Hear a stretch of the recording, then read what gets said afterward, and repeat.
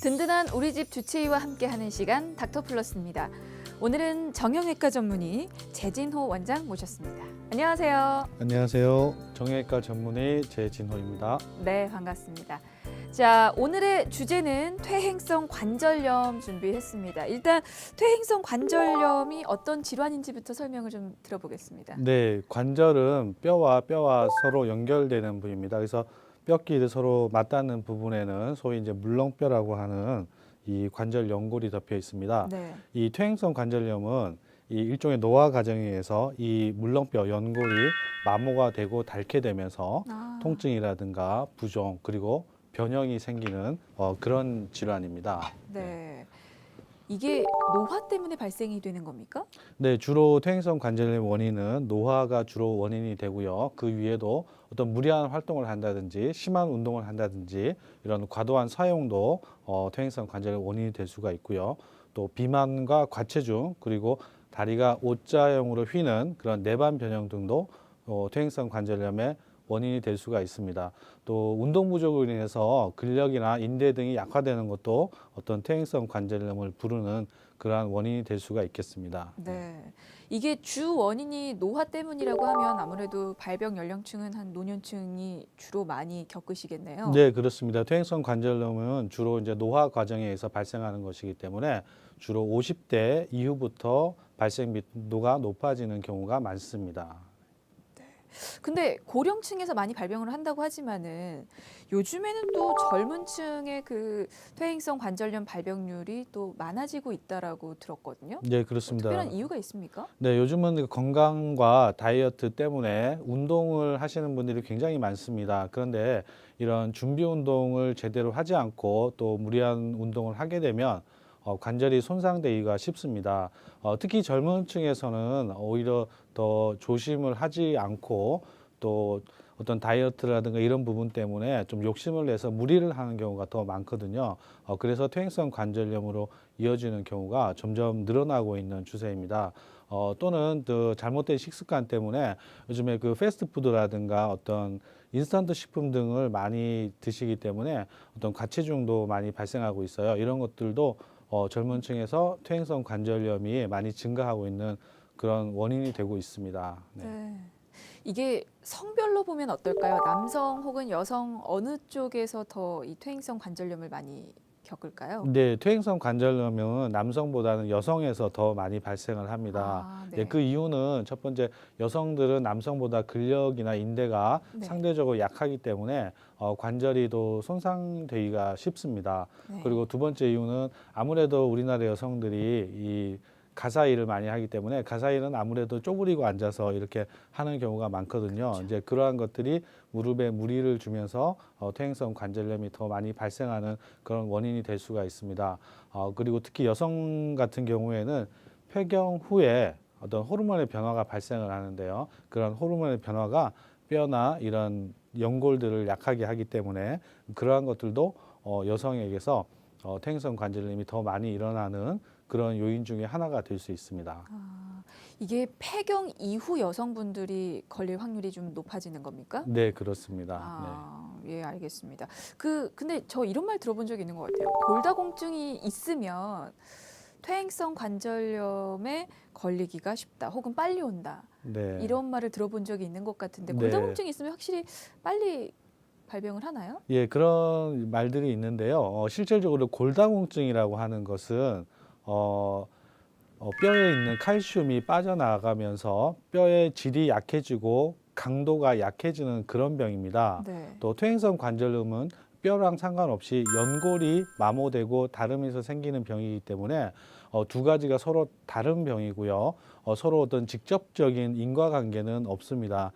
그런데 골다공증이나 퇴행성 관절염이나 두 가지 다 어떤 연세가 많으신 분들에게 많이 발생을 하기 때문에 네. 두 가지 병이 같이 있는 경우가 많습니다. 그래서 어떤 골다공증이 있으면 퇴행성 관절염도 다시 생긴다라는 그런 일종의 속설이 생기는 것 같습니다. 네. 잘못된 정보군요. 네. 둘 사이는 어떤 연관성도 없다. 네, 직접적인 인과관계는 없는 것으로 되어 있습니다. 네. 알겠습니다. 이 퇴행성 관절염이 발병을 하면 증상은 어떻게 나타납니까? 네, 퇴행성 관절염 증상은 여러 가지로 나타나는데요. 네. 어떤 초기에는 어떤 심한 통증보다는 좀 시큰거리는 증상, 특히 이제 계단을 오르내릴 때 좀 시큰거리는 그런 증상으로 나타나게 됩니다. 그러나 이제 중기로 이상으로 넘어가게 되면 걸을 때 통증이 좀 심해지고요. 무릎이나 이런 것들이 붓게 되는 그런 부종이 생기게 됩니다. 이런 것들이 더 심해져서 말기로 가게 되면 이런 통증이나 부종뿐만 아니라 무릎이 잘 이렇게 펴지거나 구부러지지 않는 그런 굴곡 변형이라고 하죠. 그런 변형들, 그리고 다리가 O자형으로 휘게 되는 그런 내반 변형 등이 발생을 할 수가 있습니다. 네. 근데 그 말씀해주신 그런 증상들이 장마철이 되면 특히나 더 심해진다고들 말씀을 하시거든요. 네.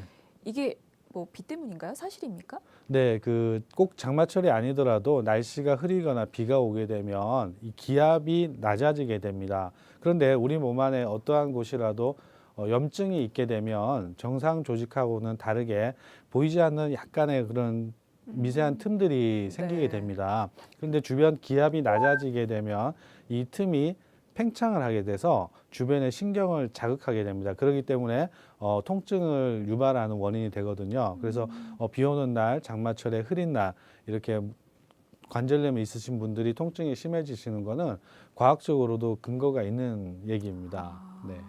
그러면 뭐 통증이 심하지 않아도 좀 비 올 때쯤 저리거나 이렇게 약간의 그 쑤시고 이런 네. 느낌이 있으면 병원을 가는 게 좋은 건가요? 네, 그렇습니다. 후에 이제 어. 치료에 대해서도 말씀드리겠지만은 이 관절염이라고 하는 것은 이렇게 증상이 초기에는 심하게 나타나지 않기 때문에 너무 통증이 심한 상태에서 병원을 가게 되면 네. 이미 이제 병이 많이 진행이 돼서 치료하기가 어려워지는 경우가 있습니다. 그래서 초기에 그런 증상들이 있을 때 바로바로 병원을 찾아서 즉각 그 치료를 받으시는 것이 좀 바람직합니다. 초기에 치료를 받으면 더 빨리 제대로 완치가 가능하겠군요. 그렇습니다. 혹시라도 이걸 좀 방치를 하면 어떤 합병증이나 문제가 또 올 수가 있습니까? 네, 퇴행성 관절염은 주로 이제 그 무릎 관절하고도 연관이 되는데요. 네. 주로 걸을 때 통증이 많이 발생을 하게 됩니다. 아무래도 걸을 때 통증이 발생하다 보니까 잘 운동을 잘 안 하게 되거든요. 그러다 보면 근력이라든가 인대가 또 약해지고 또그 약해진 인대와 근력 때문에 퇴행성 관절염이 더 악화되는 그런 악순환이 반복이 됩니다. 이런 운동량이 적어지게 되면은 아무래도 특히 복부 쪽에 비만이 생기기가 쉽고 그래서 고혈압이나 당뇨 같은 만성 질환이 발생을 하거나 또는 그런 것들이 있으신 분들은 더 조절이 안 되고 악화될 가능성이 많은 거죠. 네. 또 활동량이 적어지게 되면 심리적으로도 위축이 되기 때문에 고령의 우울증 같은 것들이 발생을 할 수도 있습니다. 네. 꼭 빨리 치료를 받으러 가셔야겠군요. 근데 병원 가면 이게 검진은 어떻게 받습니까? 그러니까 진단을 어떻게 받나요? 네, 퇴행성 관절염을 진단하는 방법은 여러 가지가 있는데요. 네. 그 중에서 가장 기본이 되는 것이 엑스레이 검사입니다. 네. 이 엑스레이 검사는 어떤 연골이라든가 인대의 상태를 정확하게 파악할 수는 없지만은 어떤 전체적인 관절염의 진행 정도라든가 변형의 정도를 아주 간단하고도 적은 비용으로 손쉽게 이렇게 판단할 수 있는 그런 장점이 있습니다. 예, 보다 이제 깊이 들어가서 치료를 하려면 MRI 검사를 해야 되는데요. 이 MRI 검사는 비용도 좀 들고 그렇죠. 예, 시간도 좀 들긴 하지만은 네. 우리가 보고자 하는 연골의 상태를 마모 상태를 정확하게 볼 수가 있고 그뿐만 아니라 동반되는 반월상 연골판 그런 것들의 파열의 유무라든가 주변 인대의 손상 유무들을 어떤 영상을 통해서 가장 정확하게 진단할 수 있는 그런 장점이 있습니다. 예. 또 한 가지는 관절 내시경 검사인데요. 네. 관절 내시경 검사는 이런 MRI 검사로도 잘 판단이 할 수가 없는 그런 미세한 손상까지도 직접적으로 볼 수가 있기 때문에 진단을 할 수 있는 그런 장점이 있고 또 어떤 경우에는 진단과 동시에 치료도 같이 할 수 있다는 그러한 장점이 있는 방법입니다. 네. 그러면 가장 뭐 기본으로 받는 검사는 엑스레이 검사네요. 네, 그렇습니다. 네. 그리고 네, 뭐 조금 더 정확하게 알고 싶으면 연골 내시경을 또 할 수도 있는 거고요. 그렇습니다. 예. 알겠습니다. 그럼 치료법은 어떻게 해야 됩니까? 예, 퇴행성 관절염의 치료는 우선 초기 단계에서는 간단한 약물 치료나 물리 치료 등으로 증상의 호전을 볼 수가 있습니다. 그리고 초기나 중기 정도까지는 소위 흔히들 연골 주사라고 하는 그 하이알루론산 주사도 도움이 될 수가 있고요. 퇴행성 관절염이 아주 심해지기 전에 주변 인대를 강화시켜서 이 관절염이 진행되는 것을 막도록 하는 그런 증식 치료도 도움이 될 수가 있습니다. 네. 어떤 경우에는 연골뿐만 아니라 이 반월상 연골판 파열이 동반된 경우가 있는데요. 이런 경우는 관절 내시경을 통해서 연골판 파열에 대한 치료, 즉 파열된 연골판을 봉합을 한다든지 연골판을 부분적으로 절제를 한다든지 그러한 관절 내시경 시술을 통해서도 관절염이 악화되는 것을 막을 수가 있습니다. 또 어떤 경우는 50대나 60대 초반에 좀 빨리 관절염이 오신 경우는 보면 다리가 O자형으로 이렇게 휘게 되는 네. 내반 변형이 동반된 분들이 있습니다. 그런 분들은 다른 분들하고 다르게 이런 관절염이 한번 발생을 하게 되면 굉장히 급속도로 빨리 진행이 됩니다. 그래서 그런 경우는 최대한 자기 관절을 살리고 관절염이 진행되는 것을 막기 위해서 이 휘어진 다리를 교정을 해야 됩니다. 그래서 근위경골 절골술이라고 하는 그런 휜다리 교정 수술이 필요하게 됩니다. 그 지금 말씀하신 물리치료나 약물치료는 아무래도 초기 퇴행성 관절염 초기에는 잘 될 것 같은데 사실 말기로 가면 증상이 굉장히 심하시잖아요. 네. 그런 분들은 뭐 따로 치료법이 있습니까? 네, 이런 초기 치료를 제대로 받지 못하시거나 어떤 경우 이런 치료를 받으시더라도 퇴행성 관절염이 진행이 될 수가 있습니다. 네. 이렇게 해서 말기로 진행이 되게 되면 이런 기본적인 치료로는 통증 호전이 안 되고 통증이 너무 심하게 되고요. 또 어떤 경우는 변형이 너무 심하게 일어나서 어떤 기능적으로 많이 떨어지기 때문에 일상생활이 좀 힘들어지는 경우가 있습니다. 이런 경우에는 부득이하게 이 손상된 연골을 인공으로 된 연골로 대체하는 그런 인공관절 치환술, 인공관절 수술을 할 수가 있습니다. 네. 그런데 이런 인공관절 수술은 어떤 말기 퇴행성 관절염에서는 아주 효과적인 가장 좋은 치료 방법이지만은 아무래도 인공 삽입물이다 보니까 어떤 수명이라는 것이 있습니다. 그래서 네. 가능하면 65세 이후에 수술을 하는 것이 바람직합니다. 수명이 있으면 그게 몇 년이 지나고 다시 재수술을 해야 한다는 말씀이신 거네요. 네, 꼭 어느 일정 기간 후에 재수술을 반드시 해야 되는 것은 아니지만 네. 또 일정 기간이 지나고 나면 조금씩 해리라든가 마모가 일어나기 때문에 어떤 재수술을 해야 될 확률이 조금씩 높아지게 됩니다. 그래서 가능하면 65세 이후에 수술을 하시는 것이 좋습니다. 65세 이후에 왜 수술을 하면 좋나요? 65세 이후에 수술을 하게 되면 아무래도 그 평균 수명하고 인공관절에 남아있는 수명하고 거의 맞아 떨어지기 때문에 그러니까 돌아가시기 전에 이제 재수술을 할 확률이 아무래도 그만큼 떨어진다는 얘기가 되겠죠. 보통 수명 한 10년 정도 되나요? 그렇지는 않고요. 보통 20년 정도를 얘기를 합니다. 그렇지만 20년이 지나면 딱 재수술을 하는 것이 아니고 아무래도 20년이 지나면 재수술할 확률이 그때부터 조금씩 높아지게 됩니다. 네. 근데 이게 수술이라고 하면 약간의 어떤 문제점이나 부작용이 또 생길 확률이 또 있잖아요. 네. 어떤 문제점이 생길 수가 있습니까? 네, 그렇습니다. 어떤 수술이나 치료 방법도 어떤 합병증이나 이런 것들이 전혀 없는 방법은 없습니다. 네.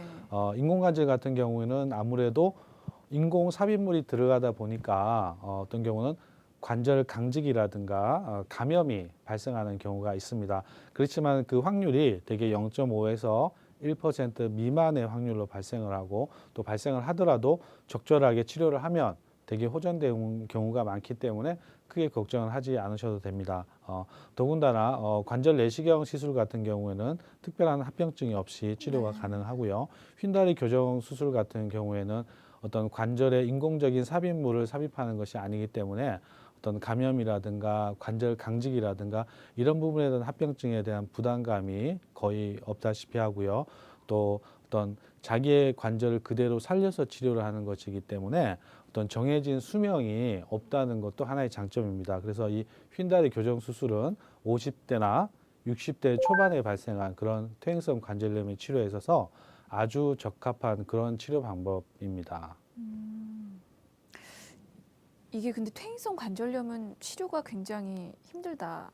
그러니까 완치되기도 힘들다라는 네. 얘기를 좀 들어본 적이 있는 것 같은데 네. 말씀해주신 대로 뭐 수술을 하거나 약물 치료 받거나 물리 치료 받는다면 완치는 가능한 겁니까? 네, 그 퇴행성 관절염이라고 하는 것은 일종의 노화 과정에서 생기고 그야말로 퇴행성 질환이기 때문에 어떤 완치라는 개념은 좀 어렵다고 보시면 네. 되고요. 완치라는 개념보다는 어떤 조절하는 개념. 그래서 더 이상 진행되는 것을 막고 예방하고 또 통증을 조절하고 기능을 회복해서 어떤 삶의 질을 높이는 데 그런 치료 목적이 있습니다. 그렇군요. 그러면 한번 발병하면 이게 치료 기간은 그러면 상당히 길겠네요. 네, 퇴행성 관절염 치료는 네. 병기에 따라서 다 다양하고 여러 가지 방법이 있습니다. 그래서 초기 단계에 어떤 약물 치료라든가 물리 치료 같은 경우에는 보통 3, 4주 정도 치료를 하면 호전이 되는 경우가 많습니다. 특히나 이제 반월상 연골판 파열이 동반된 경우에는 관절 내시경 시술을 시행하는데요. 이런 네. 경우는 보통 일주일 정도면 정상적인 생활로 복귀가 가능하고요. 네. 휜다리 교정 수술 같은 경우에는 보통 2주 정도 목발을 사용하고요. 수술하고 나서 한 달 정도가 되면 정상적인 일상생활이 가능합니다. 인공관절 수술 같은 경우에서는 보통 일상생활로 복귀하는데 한 달에서 두 달 정도가 걸리는 것으로 되어 있습니다. 그러면 그런 치료가 끝나면 나머지는 본인이 알아서 관리를 해야 하는 겁니까? 네, 그렇습니다. 그 수술 후에도 사후 관리가 굉장히 중요합니다.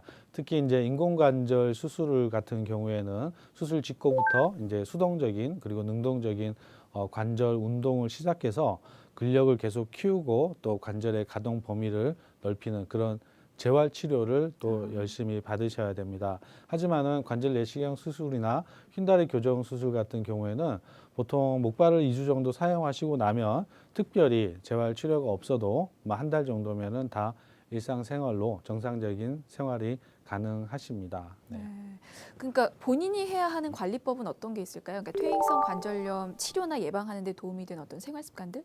네, 퇴행성 관절염 같은 경우에는 평소에 건강한 이제 식습관을 유지를 하고 꾸준한 운동을 통해서 관절의 근력을 유지하고 또 인대를 그 강도를 유지하는 것이 좋습니다. 그리고 운동을 통해서 어떤 적절한 체중을 유지하는 것도 굉장히 중요하겠죠. 그리고 관절에 무리가 되는 행동, 아주 심한 운동을 한다든지 무릎을 쪼그리고 앉는다든지 또 엎드려서 걸레질을 한다든지 하는 그런 관절에 무리가 되는 행동을 또 피하는 것도 관절염 예방에 있어서 아주 중요한 요소가 되겠습니다. 네. 이게 관절이 아파서 운동을 하면 안 될 것 같은데 적정한 운동이 또 도움이 되는 거군요. 네, 그렇습니다. 이 퇴행성 관절염 치료나 예방에서도 운동이 네. 아주 중요합니다. 근데 퇴행성 관절염에 좋은 운동에 있어서는 관절에 무리가 가지 않으면서도 관절의 주변에 어떤 인대라든가 근력을 키우는 운동이 필요한데요. 이러한 운동에는 평지 걷기, 수영, 그리고 자전거 타기 이런 것들이 가장 바람직한 운동입니다. 이러한 근력을 강화하는 운동 못지않게 스트레칭도 중요합니다. 그래서 양쪽 무릎을 쭉 편 상태에서 상체를 앞으로 굽히면서 무릎 뒤쪽에 있는 인대라든가 근육을 스트레칭하는 그런 운동도 자주 해주셔야 되고요. 네. 또 앞쪽에 있는 근육 한쪽 다리로 서서 반대쪽 무릎을 뒤로 구부린 다음에 발목을 잡고 이렇게 당겨주면 허벅지 앞쪽에 무릎과 허벅지 앞쪽에 근육과 인대들이 스트레칭이 됩니다. 이런 근력 강화뿐만 아니라 스트레칭도 아주 좋은 운동 방법입니다. 네. 네. 피해야 할 운동도 있습니까? 뭐 예를 들면 등산은 사실 좀 무리가 갈 것 같은데. 네. 어떤 운동이든지 이제 네. 퇴행성 관절염이 발생한 경우에는 과도한 체중이나 힘이 가해지게 되면 관절염이 좀 악화가 될 수가 있습니다. 네네. 그래서 어떤 걷기라든가 수영이나 자전거 같은 관절에 무리가 가진 운동 말고 뭐 조깅이라든지 등산 또 뭐 탁구나 테니스 이런 운동들은 운동 자체는 물론 좋고 근력을 강화할 수 있지만 관절에 무리가 갈 수 있기 때문에 퇴행성 관절염을 좀 악화시킬 수가 있고요. 하실 때는 충분한 준비 운동도 하셔야 되고 각별히 조심을 하시면서 운동을 하셔야 되겠습니다. 그리고 바른 식습관도 굉장히 중요하다고 말씀을 하셨는데 네. 혹시 퇴행성 관절염에 좋은 예방이나 치료에 좋은 식이요법 있으면 또 소개를 해주실까요? 네, 어떤 질병이나 어떤 건강한 식습관이 가장 중요합니다. 그래서 고단백질을 포함한 밸런스가 맞는 영양소를 가진 식단을 유지를 하는 것이 좋고요. 또 섬유질이 풍부한 그런 신선한 음식을 섭취하는 것이 관절염 치료나 예방에도 가장 도움이 됩니다. 하지만 어떤 특정한 음식이 어떤 관절염을 치료하거나 예방하는 데 있어서 도움이 되지는 않는 것으로 되어 있습니다. 골고루 먹어라라는 네, 말씀이신가요? 그렇습니다. 네. 근데 왜 그렇잖아요. 곰국 이런 게 뼈에 좋다고, 그러니까 네. 퇴행성 관절염에도 좋다라고 네. 알고 있는데 그거는 그러면 틀린 정보입니까? 네, 그래서 무릎 관절이 특히 안 좋을 때 네. 뭐 도가니탕을 먹는다든지 그렇죠. 또 뼈를 고운 곰국이 뼈에 좋다는 그러한 말씀들이 있는데요. 물론 곰국이나 도가니탕은 그 관절의 연골의 어떤 주요 성분이 되는 콜라겐과 단백질이 아주 풍부한 음식입니다.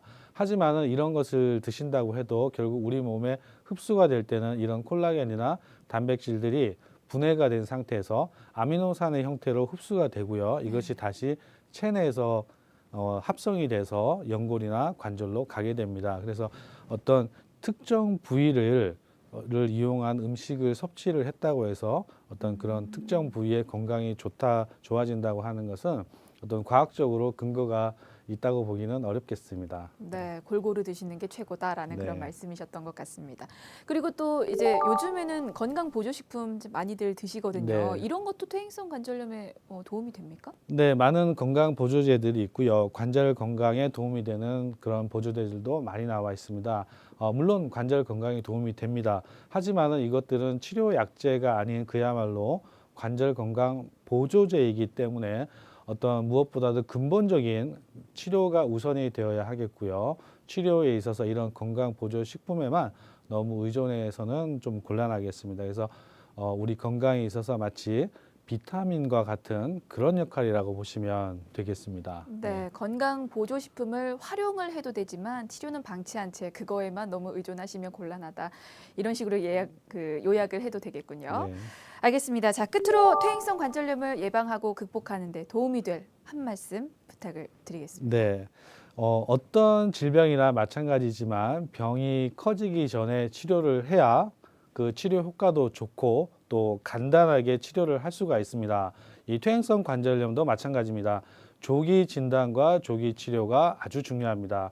너무 통증을 참다가 아픈 상태에서 병원을 가게 되면 이미 병이 깊어져서 큰 수술을 해야 되는 경우가 많고 치료가 또 어려워지는 경우가 많기 때문에 증상이 심하지 않을 때 초기에 전문의와 상담을 해서 조기에 진단을 하고 조기에 치료를 해서 퇴행성 관절염이 진행될 수 있는 것을 예방하는 방법을 찾아서 어떤 자신의 관절을 보존하는 그런 치료를 하는 것이 반드시 필요합니다. 네. 네, 알겠습니다. 자, 오늘 닥터플러스에서는 퇴행성 관절염에 대해서 살펴봤는데요. 이게 빨리 가야 좀 쉽게 해결을 할 수 있을 것 같습니다. 이상 신호 느껴지시면 바로 병원으로 달려가시면 좋겠습니다. 자, 지금까지 정형외과 전문의 재진호 원장이었습니다. 고맙습니다. 감사합니다.